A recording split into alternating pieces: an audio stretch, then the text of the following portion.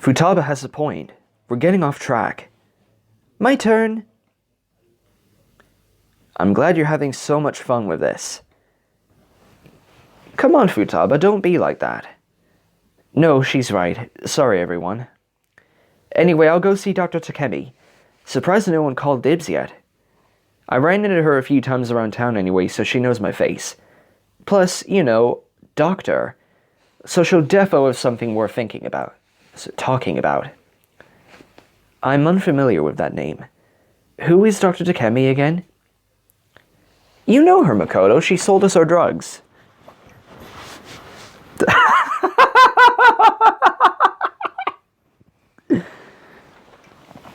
I beg your pardon? Oh my freaking god, Takamaki. Phrasing. Sorry. I mean, she's the one who sold us all that medicine we used in the palaces. Oh, I see. Holy shit. Had a vision of Makoto climbing up to my bedroom window with a goddamn knife in her teeth. Don't be silly, Ryuji. If you were dealing in illegal substances, I'd just report you to the police. You may run into unanticipated difficulty when attempting to meet Dr. Takemi. Dr. Takemi. If Paranoia Syndrome is as dire as we suspect, her schedule could have grown rather full. Yeah, and doctors are a pain in the ass to get a hold of in the first place. It's okay, I'll figure something out. After all the business we gave her, she owes us anyway. Yeah, she charged an arm and a leg for some of that stuff. Wonder how Akira got such a sweet deal on it. 2 keywords. Game over and guinea pig.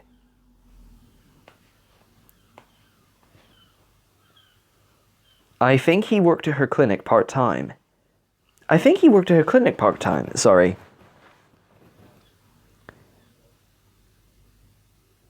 And Ryuji snaps and flips a table over. I'm a bit unfamiliar with text lingo. Yusuke was right, as it turned out. An stopped by Tai Takemi's private clinic for several days, but every time the place was closed up tight. She'd questioned a few of the older residents nearby, and eventually learned that Takemi had been called back to work at her old hospital. Then she'd gone to said hospital, and found that going through its waiting room was akin to moonwalking through a minefield. Paranoia Syndrome had brought every hypochondriac in the city out in force, and the exhausted receptionist had little time or patience to spare for a completely healthy foreign-looking girl wishing to meet one of their most renowned doctors without an appointment. An had been stymied, rebuffed, given dirty looks, and all the while the clock was ticking. Most people would have given up hope, but An wasn't most people. An prided herself on her unconventional problem-solving skills.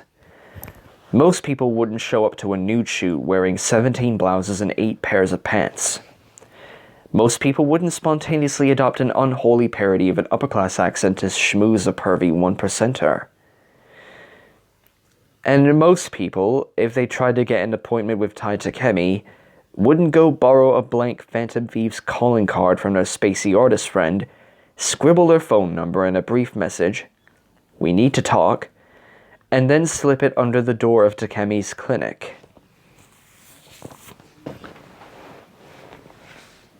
Okay? As usual, Aunt Takamaki is freaking hardcore when it comes to this. And sure enough, the day after her little note was delivered, she received a text from an unfamiliar number. Shinjuku, Fukunaga, 2 p.m. Give my name to the front. Don't be late. She had fist-pumped. She wouldn't deny it. An had first encountered Takemi after dragging Akira to Meiji Shrine. She had no idea why the woman had been there, but she'd caught An's eye, and An liked to think the feeling was reciprocated. 2 girls with normal hair colors, standing out from the throng. Plus, An had thought the doctor's gothic fashion sense was out of this world. So she let herself feel a little tingle of anticipation as she headed for the Fukunaga Cafe in Shinjuku. If nothing else, it helped push away the mental image of Akira lying in a hospital bed, his heart monitor beeping off the seconds. God. The cafe was small but mobbed, its line extending out the door, but she dropped Takemi's name and was beckoned in. And Takemi herself wasn't hard to find. Blue hair and spiderweb motifs weren't any less incongruous this year. She was parked at a corner table, tucking into a parfait about the size of a man's forearm. As An sat down, she thought, briefly, that the woman had maybe gone a little too heavy on eyeshadow, but otherwise she looked decent for someone so busy. Takemi didn't look up at her. So, here you are. She swallowed her latest mouthful and spooned out more. An nodded. Doctor? I don't know if you remember me, but we met at your Takamaki. Saw you clinging to Karusa's arm a few times. You two an item? An's eyes widened. She began to sputter as Takemi waved a hand. Don't answer that, sweetie. I really don't care. You're not all that bright, are you? Excuse me? With her free hand, Takemi produced a calling card. Your personal number. Didn't even bother to disguise your handwriting. You know all the misery I could bring down on you if I showed this to the police? But you didn't, An said, her voice hardening up. And if you didn't before, then you won't now. If you were close to Akira, then I assume you're aware of who we were and what we did, Doctor. So maybe we should just cut to the chase. That got Takemi's eye to flick up at her. She shrugged and put away the calling card. Fair enough. So why'd you call me out? I take it you're not going to steal my heart. You've been hard to find. I understand that you're working longer hours than usual. You understand correctly. She spooned out more of the dessert. Is it because of Paranoia Syndrome? Oh, that rings a bell. Takemi sucked the ice cream off her spoon with a certain amount of aggression. Would you happen to be referring to that mystery sickness that no one can diagnose? The one that the government decided to get on the news about and publicly associate with the vaguest symptoms imaginable? Yeah, funny story. Turns out that when you tell the public that they can go comatose from shivering a little or feeling too anxious, then hospital visits quadruple overnight. I know. I was surprised too. Sorry to hear that. Not as sorry as I am, trust me. But that's why I try to get in touch. An glanced around the cafe, crowded but low-ceilinged, the quarters too tight, and too many people side-eyeing these strange women hunched in the corner, and leaned in close. Is there anything confidential you can tell me about Paranoia Syndrome? Anything at all. Takemi dug out the last spoonful of her parfait.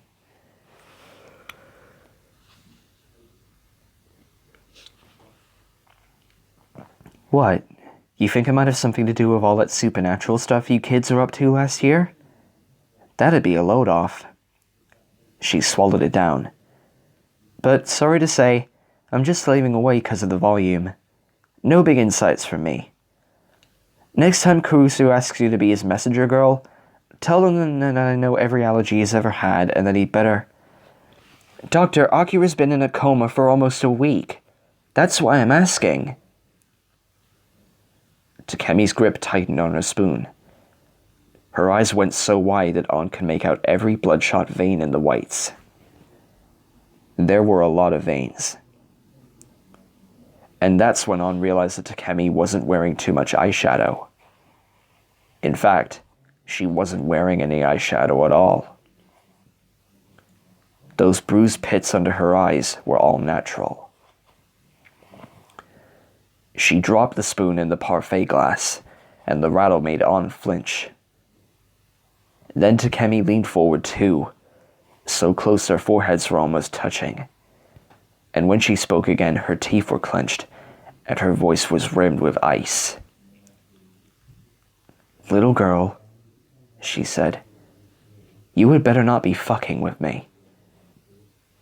An matched her tone. "Do you think I went to all this trouble for a joke?" They stared each other down. Finally, Takemi relented, and looked away, and covered her face with one hand. Around her fingers emerged a sound caught halfway between a laugh and a sob. "God, I owe my career to that idiot kid." An, concerned, reached out, but Takemi held up a finger.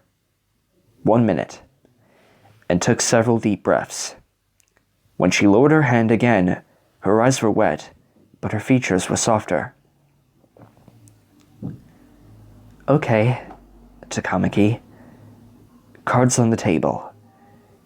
Yeah, I was brought in on a consulting role for some of those Paranoia Syndrome patients. I could tell you a thing or two. But it's not going to help you, and you really, really don't want to hear it. How about you let me be the judge of that?" "Fine. Just remember you asked for it." An did another quick glance around the cafe. A few curious faces, but no one who looked like they'd be eavesdropping. "So, first thing," said Takemi. "What do you know about comas?" They're basically when you go to sleep and can't wake up, right? Some brain thing?" "Sure," she said dryly. "Some brain thing. I'm not a neurologist myself, but it's not really like falling asleep. Several key areas of the brain exhibit less activity, in particular the ones responsible for detecting outside stimuli. That's usually how comas are diagnosed. If somebody isn't conscious but still noticeably responds to movement, pressure, that kind of thing, then what you probably got is a vegetable." An winced. "Yeah, I'm being blunt. Sue me. I'm not in a good mood, in case you didn't notice." "So what are you getting at?" she said. "These people, they're not actually brain dead, are they?" "From what I've seen over the last few weeks, no, they're not. But their brains don't exhibit the signs of typical coma patients. They're unresponsive, but still showing behavior you might associate with REM sleep. Dreaming, in other words. Their muscles are unusually tense. Their cardiac patterns are mostly regular, but could turn alarmingly erratic on a minute's notice. And..." She bit her lip. "I'm still not sure if I should be telling you this." "You've come this far, Doctor," said An. "A little late to stop now." "All right." She gripped the table, speaking even quieter. "Like I said, not a neurologist. But in the Paranoia Syndrome patients, there are parts of the brain showing way higher activity than any coma patient should. Mainly the thalamus, the limbic system, and the somatosensory cortex." "And what do those do?" "Oh, all kinds of things. Our brains are multitaskers. But for the purposes of this conversation, they're the parts that make you feel pain." An's blood went cold. "So, have you pieced it all together yet?" Futaba telling them about what she saw when Tsukiko Minami collapsed. Chains pulling so tight, her skeleton groaned. "From what I can tell, those people aren't just unconscious. They're in agony. Great, my stumbling just fucked up that serious reading. Her collapse broadcasted on phones and televisions worldwide. that terrified, tormented face. "Please, it hurts." "So if you're wondering why I've been a little bitchy," Takemi went on, "think about what I've learned, and then think about the news you just dropped in my lap." "But it can't. Are you sure? Everyone? Everyone." "If you mean, is every victim exhibiting these symptoms, then no, of course I'm not sure. This has afflicted people worldwide, after all. And as a matter of fact, one of the earliest patients I examined didn't show the pain region stimulation at all, so it could even vary from person to person." She shook her head. "But that doesn't bring me a whole lot of comfort. Our hospitals can't be the only ones buckling under the strain right now. This idiotic party line, that paranoia syndrome's being exaggerated, won't last much longer, and I wouldn't be surprised if there have already been casualties. That constant pain response is hell on the heart. It has explained the erratic cardiac periods. Eventually, older patients' tickers will stop ticking completely from the strain. When people learn about how many victims there really are, it'll be bad. If they learn about these symptoms, it'll be apocalyptic." An was feeling lightheaded. "I think I should go." "It's a lot to take in, isn't it?" Takemi asked, not unkindly. "None of the medicine I've thrown at the sickness is making a dent. So if you really think that you and your little friends can do something, you should hurry. Because you're running out of time." "We will. And thank you. None of us had any idea that it could." "Don't blame yourself too much. People always have trouble seeing the bigger picture. I'm not surprised that you only decided to pay attention to this when it brought down one of your friends." "We will bring Akira back. Him and everyone else. I swear."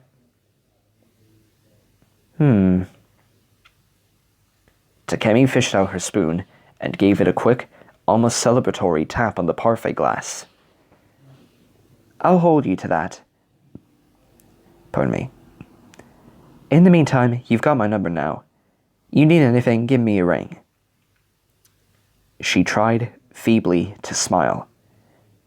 "No appointment necessary?" "This is the first time I've gotten to sit down for more than an hour all week. I can't make any promises." Takemi smiled back and flashed the calling card once more. "But for what it's worth, I'm a little more hopeful now than I was this morning." An nodded and left.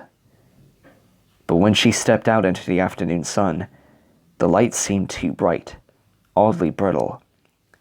The city turned into a fractured stained glass tableau. As if everything was seamed with cracks that, until just now, she'd forced herself not to notice. Visions of Akira in some sterile white hospital room.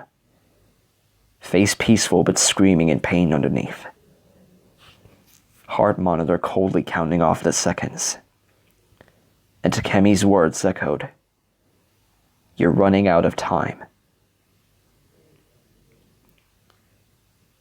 Jesus. Looks like Futaba's the last one. But who's she gonna talk to? And what about Morgana?